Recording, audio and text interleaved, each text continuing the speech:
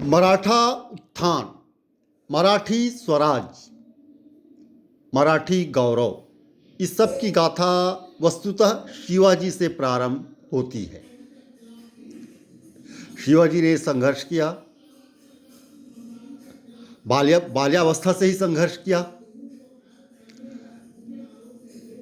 एक स्वतंत्र राज्य का स्वरूप प्रदान किया मराठा राज्य को, मुगलों की अधीनता से मुक्त, दक्षिणी सल्तनतों से मुक्त, एक स्वतंत्र सार्वभौमिक संप्रभु मराठी स्वतंत्र राज्य की स्थापना की।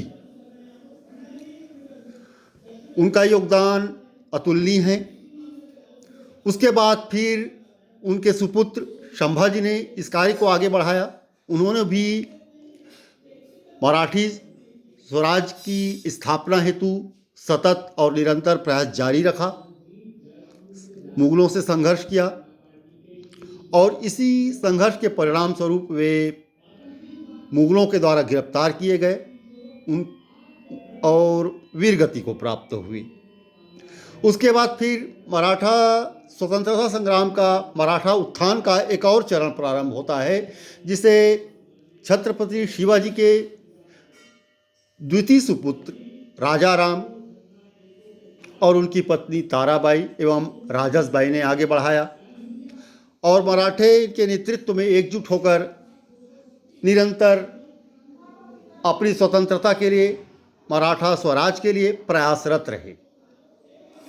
कालांतर में औरंगजेब के निधन के पश्चात 1707 में मुगलों ने अपनी नीति में कुछ परिवर्तन किया,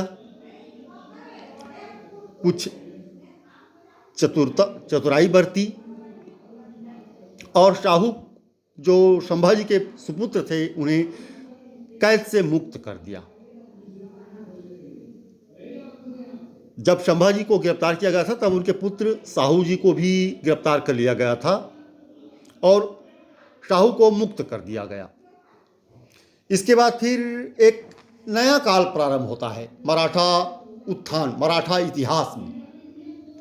इसमें मुगलों की नीति में परिवर्तन देखने को मिलता है। शाहू के काल में मुगलों के प्रति शिवाजी द्वारा अपनाई गई नीति में अंतर आ गया प्रतीत होता है। जहां शिवाजी ने मुगल साम्राज्य के अस्तित्व को चुनौती दी, वहां शाहू को मुगल साम्राज्य के अस्तित्व के प्रति विरोध नहीं था, किंतु वह दक्कन में विशेषतः स्वराज के क्षेत्र का अखंड अधिकारी बनना चाहता था। यद्यपि मराठा स्वराज क्षेत्र के बाहर वह मुगल साम्राज्य के प्रतिनिधि के रूप में शासन करने को तैयार था। शाहू का पालन पोषण वस्तुतः मुगल कैद में हुआ था और औरंगजेब की सुपुत्री ने उनके प्रति कुछ उदारता भी बरती थी।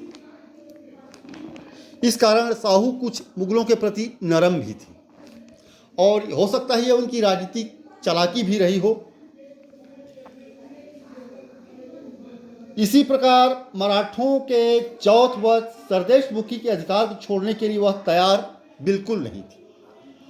वे मराठा स्वराज क्षेत्र का अखंड अधिकारी तो बनना चाहते थे, मराठी स्वराज क्षेत्र के बाहर मुगल साम्राज्य के प्रतिनिधि के रूप में शासन करने को तैयार थी, किंतु वह चौथ व सरदेशमुखी के अधिकार को छोड़ने के लिए तैयार नहीं थी। किंतु आंतरिक विद्रोहों तथा बाह्य अभियानों के दौरान वह मुगल प्रशासन का साथ देने को भी तैयार थी। चौथ व सरदेशमुखी छोड़ना उन्हें मंजूर नहीं था, किंतु वे मुगलों के साथ सहयोग की नीति पर चलना चाहते थे और आंतरिक विद्रोहों, बाह्य अभियानों के दौरान मुगल साम्राज्य का साथ देने को तैयार थे। एक ऐसी नीति अपनाने के कारण जिसमें न तो पूर्ण स्वतंत्र होने का लक्ष्य निहित था और न ही मुगलों के प्रति कोई सुनिश्चित नीति की परियोजना, शाहू न केवल एक स्वतंत्र मराठा राज्य की स्थापना में असफल रहा, वह अपने सरदारों द्वारा विजित प्रदेशों को अपने अधीन करने में भी असफल रहा। ये शाहू की कुछ नीतियों में परिवर्तन के कारण हुआ था।